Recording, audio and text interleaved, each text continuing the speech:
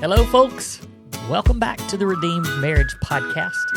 This is Rusty and Heather Bryant, and we're in the middle of a little series that we started a couple of weeks ago where we've been just going through and sharing our story. I almost said an updated version of our story. I guess it kind of is, but I mean, the story stays the same. And so, but it's been a while since since we told it. And we kind of, we have new insights and things that we learn and that God keeps revealing to us. And I don't know, I think that, I didn't mean to say, I wasn't going to start off by saying this, but I think that that's a part of, people asking us all the time just about, kind of when's it going to end? When am I going to stop, feeling the pain or the hurt and like we've had lots of conversations about that. And, the story never ends, but I don't think that it's really supposed to. I think that God's supposed to continue writing your story, and your pain and your trauma is pretty much interwoven into your story. And so it's really just a choice of how you allow God to continue to write that story. Yeah. And, a lot of times you'll hear people say, oh, let me tell you about my relationship with the Lord. And they start with something that happened 20 years ago. And I'm like, I get it that may have started the your journey with the Lord, but I want to know what He's doing right now in your heart and in your mind and in your thought life and all of that. And so for us, if we just focused on 14 years ago and what He did then we're missing what He's continuing to teach us. And I think that that's what is so amazing about what God is choosing to use us for, is that He is using our 14 years of story of how He has changed us and how He has drawn us closer to Him and how He used a terrible, terrible time in our life to be used for His glory. And if we only focused on what He did on that day 14 years ago or a week later 14 years ago and got stuck there, we would miss the amazing things that He has for us along the way. Well, one of the cool things about our logo is that it's the stacked rocks, which, especially in the Old Testament, where they would set up these stones and these stacked stones as reminders of God's faithfulness. And, for us, going back to 14 years ago, although some people are like, why do you just always talk about it? Well, I mean, it is kind of where we feel like our purpose is right now in sharing with other couples, but it also just in our own personal journeys, I think it's so important because it just is a reminder of God's faithfulness, just like those stones. I mean, that was the point. That was the turning point in our lives and in our marriage. And, could God have done it some other way? This was the story. Right. This was the story. And so we're just allowing Him to continue to write it. Yeah. And so, this is a very timely, and part of the reason why we decided to do this little series is because this was the month of confession 14 years ago. So if you want to know where we are in the series, 2 weeks ago, we told the confession, basically the day of confession and kind of those next couple of days after. And then we went back last week and kind of led up to it and told some of the things that were dangerous and warning signs and the slippery slope that, kind of created the fall and how, you got to the place where you did the things that you did. And so now we want to just jump back ahead. We want to jump ahead of the confession, and we want to start telling the actual story of redemption and how it happened. And as we started talking about it, the reason why it is timely also is because in real time, when we're recording this, yesterday was actually the anniversary of the confession. And so we're recording this 14 years and one day after that. So 14 years ago, right now, we were kind of in the middle of what we're going to talk about and how we were fighting for our marriage. And so when we started talking about that, we knew that this was probably going to be more than one episode. Yeah. And so what our goal is, we want to tell kind of the first steps and the things that in my opinion, they were kind of the non-negotiables that these things had to happen. And if they hadn't happened, I don't know that we certainly wouldn't be doing what we're doing right now. And I don't even know if we would still be married. But then after those things kind of took root, then we began this lengthy process of forgiveness and rebuilding trust and creating boundaries and really just creating a brand new marriage. Mm-hmm. And so we're going to kind of divide it up into those two. So if you're watching on YouTube, you're going to see us in the same clothes for 2 weeks in a row. We're actually going to be out of town next week. And so because of that, we're going to go ahead and record this as two separate episodes. Yep. So just to give and a heads I'm really up. excited about it because the confession, I've had so many people reach out and be like, that was so hard. Like, how do you do that? How do you do it? And the confession, yes, those moments were the hardest of my life. And then we went back to, how did I get there? And that's no fun either. But although the redemption part is the moment, it's what we want everyone to hear, it's still exceedingly hard to walk through because I was in such a dark place that it's really hard to relive.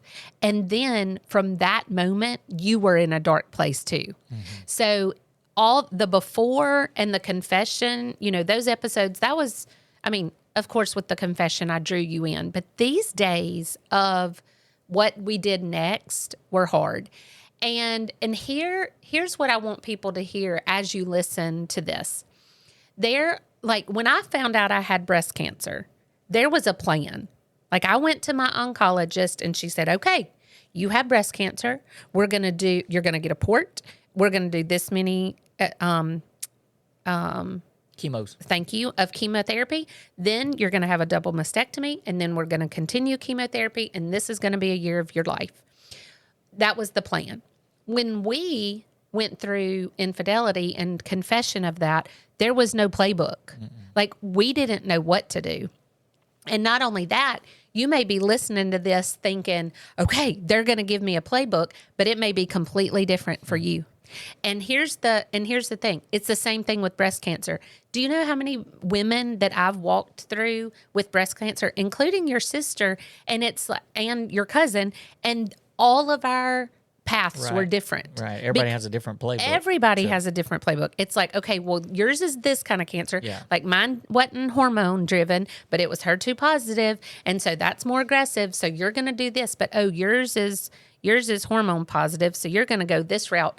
Some people have radiation. Some people have double mastectomies. Some people have lumpectomies. And it's all different depending on your body and how you respond to things and what the type of cancer it is.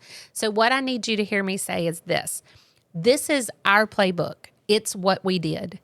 This may not work exactly for you. Like, if we throw out something we did it in desperation of trying to do the best thing we could do and honor God the best we could. And if that one thing doesn't work for you, you don't get to go to your spouse and say, well, they said we had to do this. Mm-hmm. You have to do what is best for your marriage and your situation. Well, that is an incredible analogy. And when you were going through breast cancer,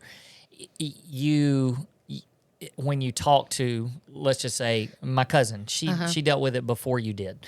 And so when you talk to her and you found out, well, yours is different from mine, you didn't stop talking to her. Right. Because, yours is different. Mm-hmm. So I'll go find somebody else that's exactly like mine. Right. No, because she was able to tell you some things that happened along the way and give you some heads up. And more than anything, it was an encouragement that I beat this thing. That's right. And so, that's the message. And so your story, it might not be just like ours. That's right. But there are some things that you can learn from what's happened. And if nothing else, like I said, you're going to get encouragement because you're going to look at a couple that go, then you can say, okay, they made it. we can make it. Right. We can beat this thing. Yeah. And not only that, but dang, they went through infidelity. Maybe your story doesn't have infidelity. Yeah. And you're like, oh, they went through infidelity and they made it. Surely we can make it through XYZ. Mm-hmm. Yep. So It sounded like Logan. He always says XYZ. XYZ. Okay. All right. So, sorry, that cough came out of nowhere. Okay, let's talk just for a minute. I do think you guys, a lot of you know our story. You've heard so much of our story, and you've listened to our confession. So you also heard us on the confession. We talked about Tuesday, August the 23rd, 2011. That's when you confessed to me. And then it was 3 days later, so on the 26th, that just a lot more information came out. And all of the information that came out just made it, the confession itself on the 23rd was big enough. It was a big enough piece of information to damage and theoretically destroy any marriage. But as more information came out and I began to realize, deeper secrets and deeper lies, Right. then it was really, really obvious at that point that not like I said, not that August the 23rd was minimal, Right. was massive, Right. but the 26th hit and all of that information came out and it just grew exponentially. Right. And so I think And that's when it became public. That's when it came. Yes, and I think that's a great point, so that people know that's why our story is public, because it did all come out 3 days Right. later, which added to just all of the secrets and the deep darkness that came along with it. So I say all that because I want us to kind of be able to pick up from there as we start moving into. Because we did mention it on we did, and on the confession one. that's right. Yep. And we try to be so sensitive too, because we don't want to tell other people's stories, and so we're telling our story, Right. And we want you guys to honor that along with us. And so really, when everything came out, I think for those first 2 or 3 days, it was such a before Friday hit, it was such a shock, and we were in survival mode that there wasn't just a lot of talk about, okay, these are the steps that have to happen. Because I don't know, maybe it didn't feel at the moment, it was, I don't even know how to say this, because it was desperate, but there was no thinking clearly. It was really hard for me to get my mind wrapped around, okay, what do we do from here? How do we move forward from here? But when the bomb all exploded on that Friday, I think that there became this reality on my side. I think from Tuesday to Friday, I felt like I'm willing to listen to God, and I'm going to fight for my marriage.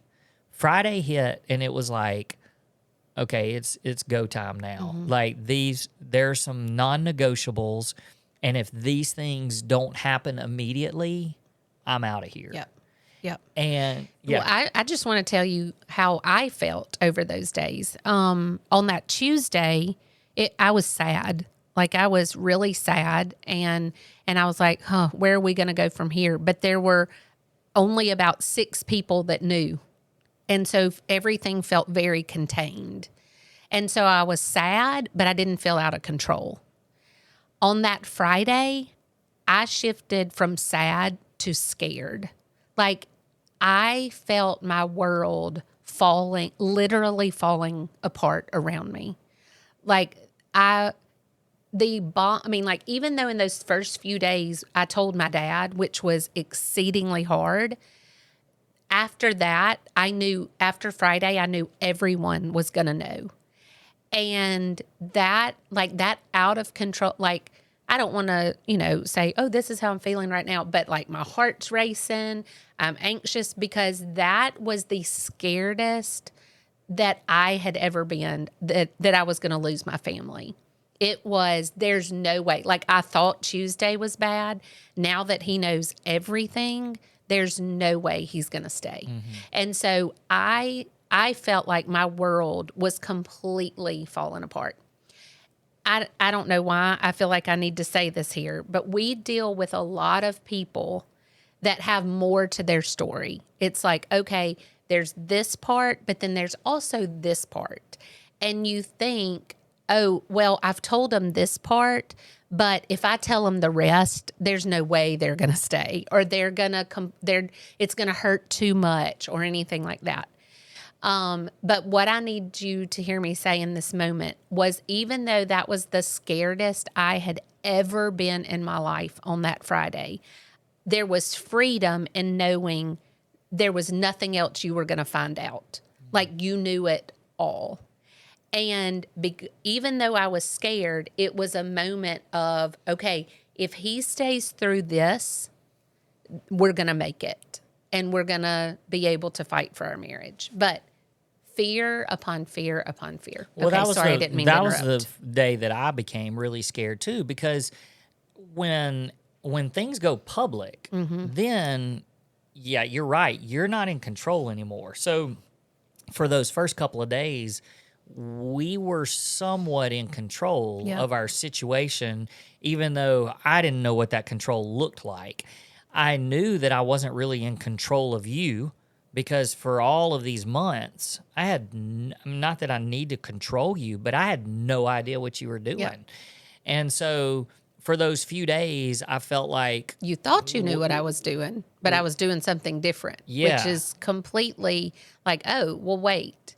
Not only am I not controlling her, but I have no idea she was doing all of this. Like, that's a significant difference. Yeah. And I said on a previous podcast, in telling our story, that if Tuesday had not happened, where I got that part of the story and God said, you have permission to leave, but I'm asking you to stay. And then Friday, everything happened.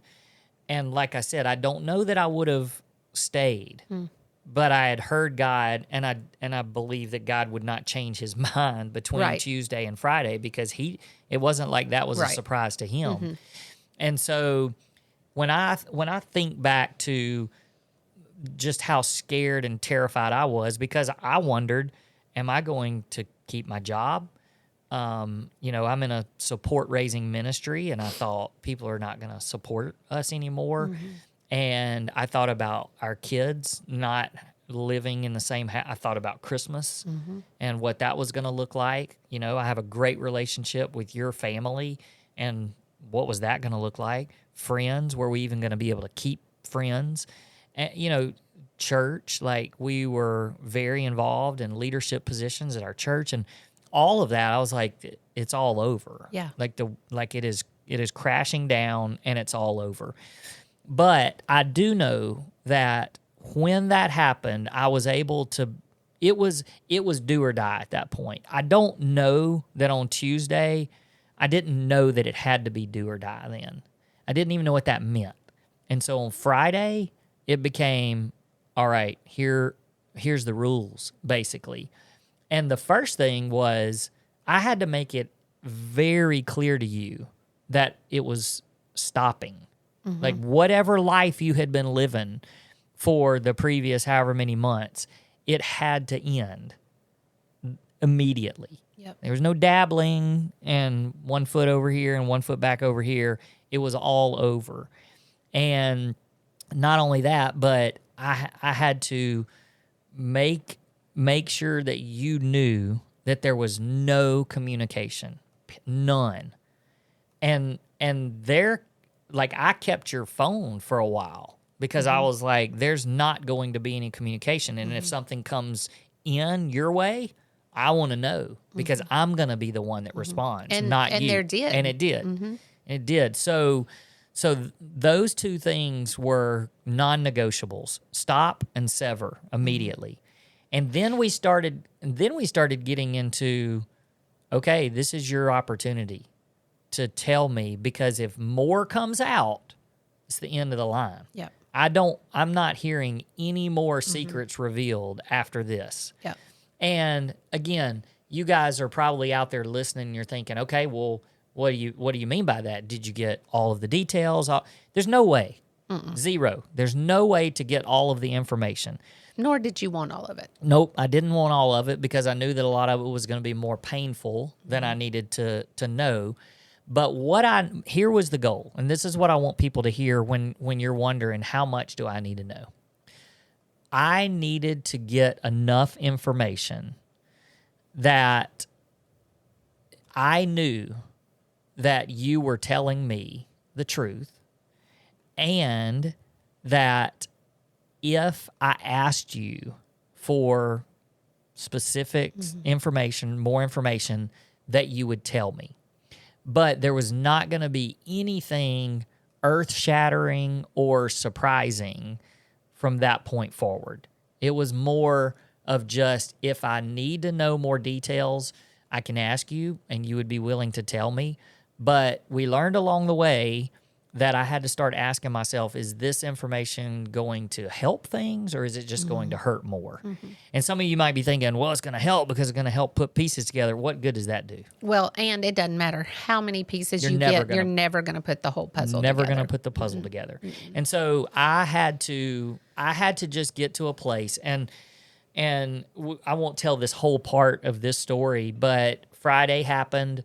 Sunday, 2 days later, we were being basically thrust into this position where you were going to be forced to reveal some things in kind of a group setting because somebody asked us to be a part of this this meeting. And so on the way there, you just kind of word vomited everything else out, or everything, because you were saying, you were like, if we get here and somebody else knows more information than what I've told him, it's going to be devastating and we won't come back from it. So going into that situation, I knew. And then even after leaving that, I thought to myself, I truly know more than anybody else in this situation. And so we left that. And like I said, I could have probably at that point, just knowing I have enough information to know that no other big bomb's going to be dropped that I'm going to be completely shocked or surprised about. But I also have you have this understanding of, I will tell you if you need to know something. And so once those things happen, stop, sever, no more secrets. I mean, this is a step that I just think a lot of people miss. Not even a lot of people, almost everybody misses. But I told you, I said, this will never happen again. And I had to draw that line in the sand and say, if it happens again, I don't have to stay and I won't stay. Because at that point, there's this value of who I am and who I am in Christ and what and like, I know that I don't have to stick around and put up with this over and over and over again. And so for me, that was a very crucial part in the story. And I think that there's a lot of people that they don't actually ever come out and say that. And then it happens again. And then they're like, oh no, what do I do now? Because I really didn't, you can leave, you can, but there's this pull to be like, well, I mean, we didn't really deal with it, and now it's happened again. And so I know how hard that is. And it's scary because you're putting your whole future in somebody else's hands. Like, if you do this again, not only is it affecting me, but it's affecting our kids, it's affecting our family tree, it's affecting everything, all because you aren't following the rules. And like what we said, everybody's story is so different. I mean, God led us into some real actionable steps that I don't even know how we got there. Well, I know because I believe that you were seeking the Lord so hard. Like, you were asking for his guidance and you were trusting people that were godly people. Because let's be clear, there were people all around you telling you to leave. Yeah. All around you telling you to leave. And I don't see how you were able to decipher which ones from the Lord and which ones weren't, because you had people you trusted saying you're crazy if you stay. But then you chose to listen to the men who were godly influences in your life. And then, of course, you heard from the Lord, I'm asking you to stay, so many days before. But I want to speak into that moment where, because I remember it clearly, you looked at me in the eyes and you said, if you see him, if you text him, if you call him, if you manage to meet up, like this wasn't just, if you have another affair. This was, if you cross any line, we're done. And like, I knew that to be true. And honestly, I mean, let's be real. In that moment, I was more concerned about losing my kids than I was our marriage being over.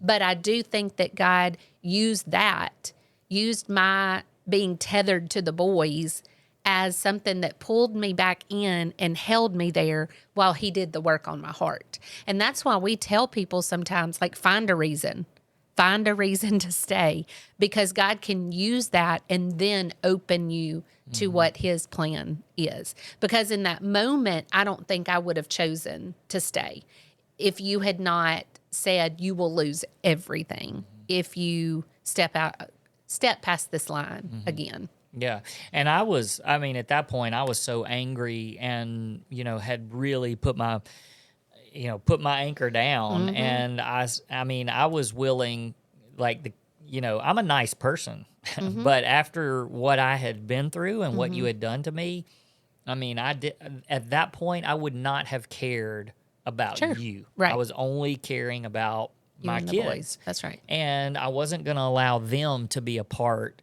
of what you were doing. Exactly. And so I was willing to go any length to protect them. Yeah. And fortunately, what happened was you agreed to those things. Maybe you didn't really want to, but you knew you had to. And then that's what led to the next step was you repented and you moved from worldly sorrow to godly sorrow, but it didn't just happen in those first couple of days after I laid down the law.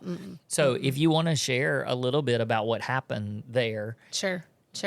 So this part of the story is when I look back on it, I know that only God could have done this and orchestrated this. There's nothing in my power or, anything that I can look back to say, oh, I did that right. I didn't. When I will never forget my mentor telling me that God is going to pursue you. I mean, he's going to chase you down, and he was after me. He was after my heart, and I was running from him and running from him and running from him. And in the moment that I moved from worldly sorrow, and if that's your first time, if this is your first time hearing that phrase, worldly sorrow is when you are way more sad and concerned about the fact that of your worldly reputation. I was embarrassed. I knew my reputation was ruined. I knew, my dad was 6 months from retiring from 36 years as a minister at our church, and I felt like I had destroyed his reputation and his ministry. All of these things are not true, but it's what I was telling myself. And so I was very much embarrassed that this had happened and that I got caught.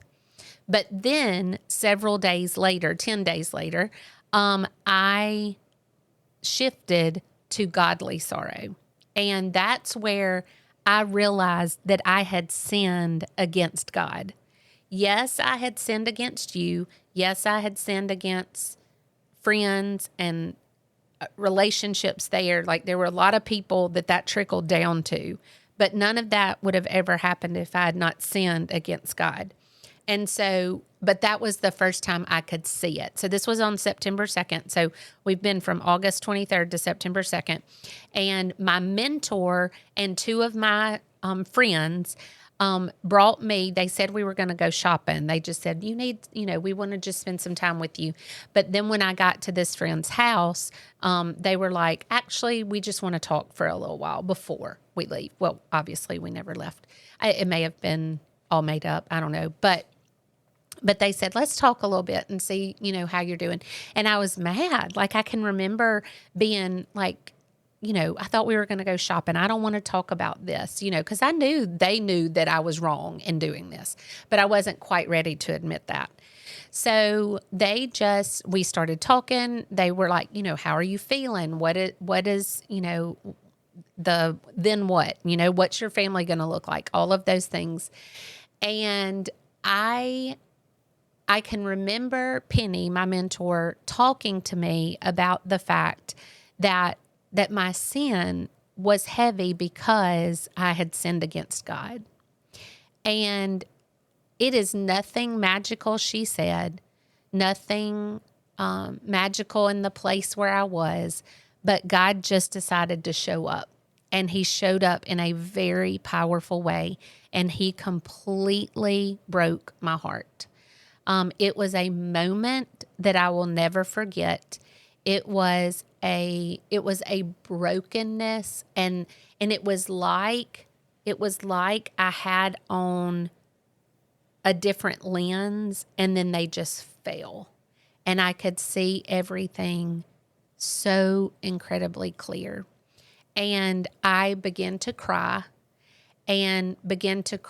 for what I had done, and cried for what I had caused, like the hurt that I had caused.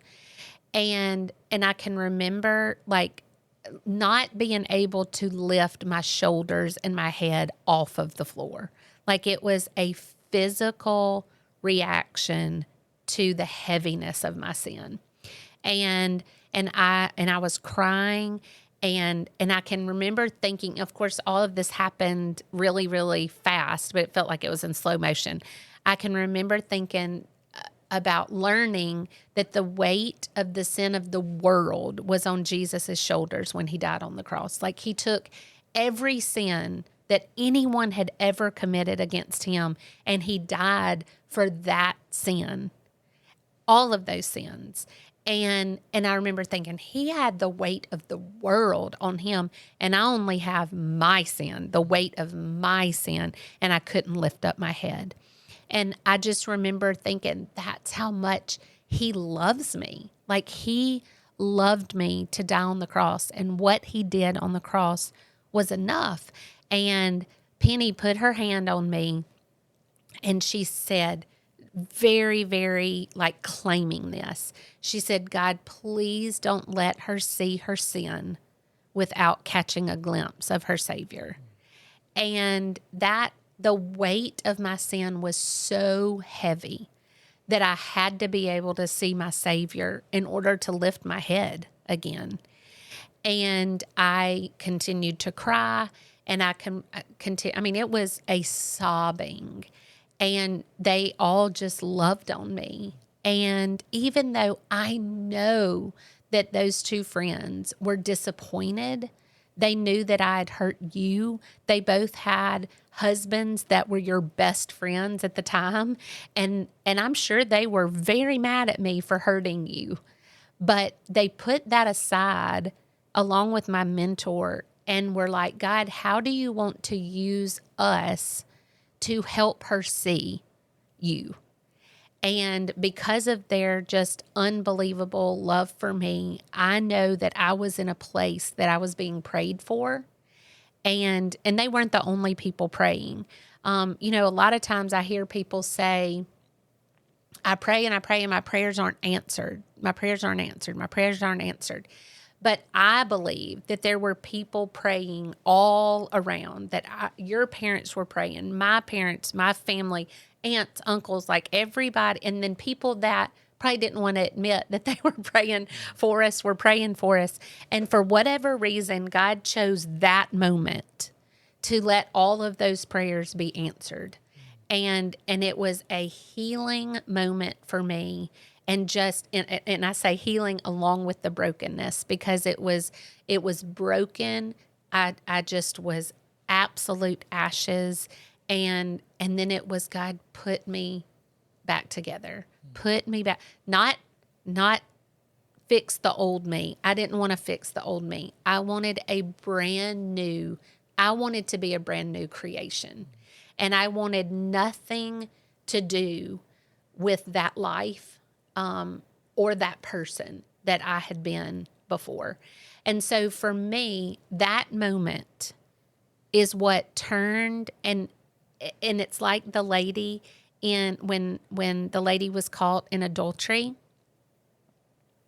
and there were men wanting to stone her because stoning was the penalty for adultery. I mean, stoning until death. And Jesus said, those of you who are without sin, cast the first stone. And they all dropped their stones. But the most beautiful part to me is that he goes to the lady who was caught in adultery. And which is, okay, I won't go there, a whole nother story. But caught in adultery, and he lifts her head and he says, you are forgiven. Now go and sin no more. And that was my moment. That was my moment where not only was I forgiven, and I asked God's forgiveness in that moment, but I turned 180 degrees and was walking away from my sin. Now, were there times where I was like, oh gosh, and should I look back and what would that be like? But yes, there were. But I turned and I wanted nothing to do with my sin. I wanted nothing to do with that lifestyle. And that was the moment that my life changed forever. I fell in love with Jesus, and I ran towards him from that day on. Do I mess up? Yes. Do I have hard days? Yes. But there is a constant moving towards him. If you're not moving towards him, you're moving away. There is no, let me just hang out in this moment. You're either moving towards Jesus and trying to look more like him, or you're moving away. So repentance, that was my moment. That's where everything changed. And that's where we were able to say, okay, now we're here. How do we move forward? So, when you're watching your favorite TV show and it pops up right there and says to be continued, That's what I'm about to do to our listeners. Hey, we have much more to this story that we want to share with you next week. So we're going to ask that you come back next week, and we're going to pick up right here where we left off. So until then, peace. Peace.